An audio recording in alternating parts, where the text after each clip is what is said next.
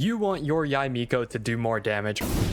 Well, the first step in doing that is choosing the right weapon. Today, we're going to be making a tier list for all the catalysts inside of Genshin Impact, ranking them from SS to D tier. With that said, let's begin. Starting us off in the D tier, we're going to have every single 3-star weapon. 3 stars are horrible. They should just be used for fodder.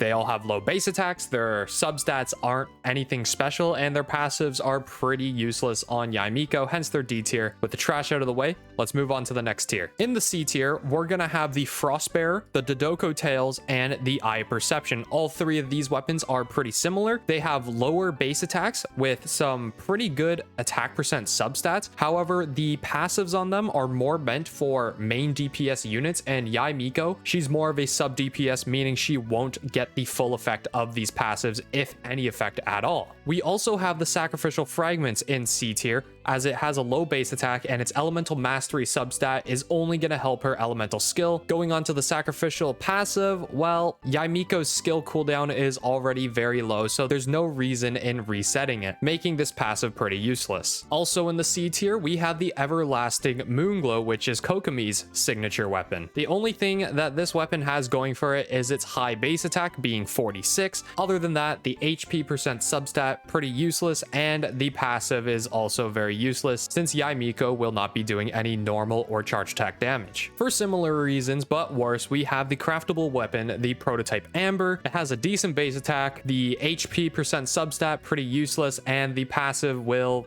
give you some heals on your teammates and some energy, but that is nothing too crazy, hence why it's also in C tier. Starting us off in the B tier is going to be the Oathsworn Eye, which is the new event weapon, meaning you can easily get it to refinement rank 5. It has a very good base attack, being a 4-star weapon. It has attack percent as a substat, very good for Yae Miko since she ascends with crit rate, and its passive ability, it'll increase your energy recharge after using an elemental skill, which is really good for Yae Miko since her elemental burst costs 90 energy. Also in the B tier, we have the Royal Grimoire. As you know from my other tier list videos, I hate the royal weapons. They are not worth the star glitter in my opinion. Royal Grimoire has a good base attack for a 4-star weapon, has attack percent as a substat, and the passive is like this conditional crit rate. You build up crit rate until you hit a crit. I'm just not a fan of it, but it does belong in B tier. Also in the B tier, we have the good old Favonius Codex, having a decent base attack with an energy recharge substat, which is nice for Yae Miko considering her energy cost. Also, we get more energy from the passive when we hit crit hits, which is going to be likely since Yae Miko ascends with crit rate. And at the bottom of B tier, we have the Wine and Song Catalyst. It has good base attack for a 4-star weapon. It has an energy recharge substat less than that of the Favonius Codex, and the passive is utterly useless since you won't be doing any normal attacks with your Yae Miko. Starting us off in the A tier, we have the Solar Pearl. It has a decent base attack for a 4-star weapon. It has a ton of crit rate, which in conjunction with Yae Miko's crit rate, I believe you'll have over 50% crit rate, which allows you to focus a lot more into your crit damage. Also, the passive is very solid since if you use one normal attack before you use your elemental skill and your elemental burst, both your skill and burst will have increased damage for the next 6 seconds, making this weapon a very solid choice. Next up in the A tier is going to be the 5-star weapon, the Memory of Dust. This weapon has a very good base attack and a lot of attack percent built into its substat. Speaking of the passive, you get even more attack percent when you deal damage to opponents, and that attack percent buff that you get is actually doubled if you have a shield on your Yae Miko.